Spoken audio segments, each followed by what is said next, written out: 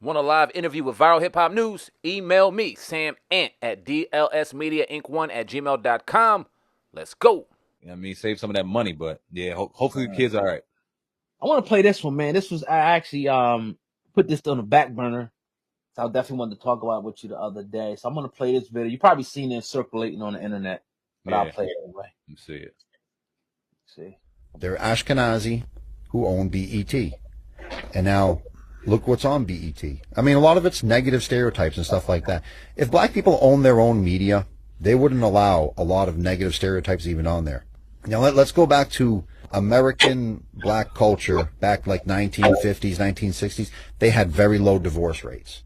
They all dressed really nice. They were all polite and everything like that, you know, and with any culture. But everything started going downhill when they had somebody else take control over their media and started profiting off their own demise. Because I remember even hearing Kanye West talking about this, like 1990s. That's when all this like gangster stuff coming out. Yeah. And they had all these like self-demeaning music videos and everything like that.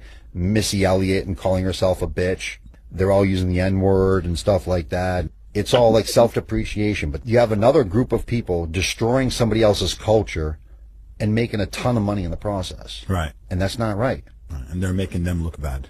BET and all that, they should own their own media. Everyone should own their own media.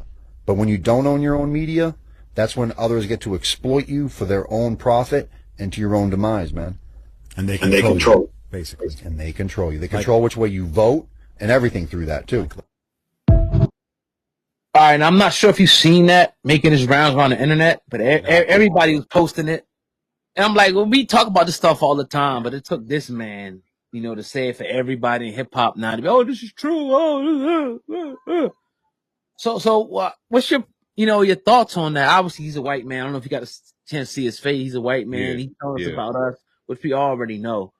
But like I said, it's resonating right now. That video went viral a lot of places. So what's your thoughts on that? I mean, when you ask yourself, why would someone in white culture want to, or any culture for that matter, want to deliver television to a certain other group of people? That's exploitation in itself. Because why would you decide to go into another realm to distribute content and try to distribute it and market it and create art in a way where you think is going to be entertaining to those people? And when you look at some of the art that they've created, it couldn't be more disconnected from who we really are as a people. You know, when he was showing those original photos, when those original photos were being shown up, the men dressed in and having on hats and having on fedoras and having on those smooth jackets and the suits and the ties, or the blazer and that reminded me of grandma and grandpa. Do you remember those pictures? Oh yeah, Them dressing smooth, you know what I mean? Grandpa with the slacks and the belt and they looking sharp, grandma, you know what I mean, looking right, and them, you know what I mean, representing, you know what I mean, a strong, powerful black couple, man, and that's what we were raised on. That's what we saw. But it's also very interesting. That was also the time in the 90s where we started watching the Boys in the Hoods and the Menace to Societies, and we watched them all. We watched them all. And that was kind of the beginning of the trend that you unfortunately see now. Like it started, the seed began there. Now, we were lucky enough to be nurtured in a place to where we can watch those movies, but we can detach our reality from that entertainment, because throughout the day we were running around outside, we were in the garden, we were busting our ass, putting in work. Our grandpa was on us, you know what I mean, making sure that we knew we were men and holding us to a certain standard even at a very young age. And then we can kind of disconnect and watch those shows, but know that what was right, what was wrong. Not everyone had that luxury. Not everyone had that opportunity and that fortunate sense to do so like we did. So some of those people looked at that as truth because they identified what they were going through with those movies. And then you ushered in this level of ignorance, you know what I'm saying? And then we started looking at the words that we started using that were derogatory, and we started kind of using them as endearment. And now Asian culture uses them in derogatory. They use it against each other, and Hispanics use it against each other. And it shows you how influential we are, but it also shows you the damages that it did. And it all kind of started in the beginning with programming, with television. You know what I mean? When we see a BET television back then, and we see people that look like us and move like us, we had no fucking idea who it was ran by, just like we had no idea who Tommy Hilfiger was ran by back in the day, but we wore it. Just like we drank Henny and didn't know what that was ran by, but we drank it. You know what I'm saying? We kind of filtered toward these places and these spaces that kind of fit our niches, and we gravitated and we fed it. And when you see a BET and you thinking it's owned for us by us, we're gonna feed into it. But when you look at the level of ignorance that it projected and where it's at now, I mean, he's 100% correct. And it's unfortunate that somebody in a different hue, you know what I mean, speaking a different way, has to articulate it for people to kind of go, oh yeah, that's the truth. And people were saying it 8-9 years ago. But hey, I'm glad y'all got the message, man. I'm glad you're here, and he's 100% correct. Yeah, nah, man. You put that excellent. You broke that down. Excellent. Here's what I'll add to it. I took a trip when I went to DC. I implore everybody to go to this African American Museum in Washington, DC. It is amazing, bro. Like, it's huge. It's probably like 3 or 4 floors. But I want to go again because I kind of rushed through it. I want to take my time, but it's not crowded. But it kind of shows you different artifacts, and like it takes you like from history, like where we come, and like it shows you, where we came from, slavery, the antebellum period, Civil War, all that stuff up until now. And it's a point in time where you kind of see when that kind of changes, like you said, like the 90s, like even like 70s and on into the 90s, like 80s, like when we was born, it started kind of shifting, to the bullshit. And the truth about it is that at every angle, at every stop, this country has been diabolically opposed to black power and black success. Anywhere you look at it, whether you talk about Jim Crow laws, Plessy versus Ferguson was supposed to be separate but equal, but we know it wasn't. To integration, to all the different things, them stripping us of vote, they ain't want us voting, them stripping us of, pretty much anything that we ever had to do in this country to, as they say, pull yourself up from the bootstrap. You go create your own communities. You get your own stores, your businesses. They burn them shits down.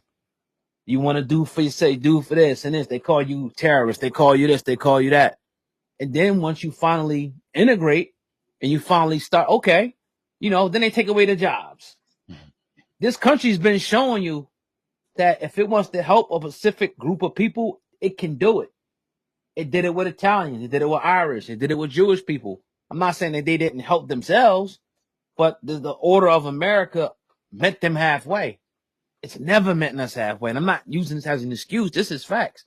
Yeah. Even when we start moving forward and we say, all right, let's, we're going to create hip hop as a voice of the voiceless, to fight the power, to uplift our people, to talk about black is beautiful, all this stuff to lift ourselves up from our bootstraps. Then what do? NWA, gangster rap. Us going against each other. We got the Black Panther Party. What do? Sending informants in. They get us infighting and fighting with each other and shit, so we never see what the goal is. So they make, right? They strip you economically, right? They give you crack in your community, knowing you're going to sell it, and then give you a harsher sentence for somebody else with the same thing, one molecule different, with cocaine, and give you a harsher sentence, taking a man out the household, single household, economic power, political power destroyed, everything, no education, bad health, all of that. Mm-hmm. And this is the product that we see. So when you see these guys, like I'm listening to this drill rap, dudes just talking about murders.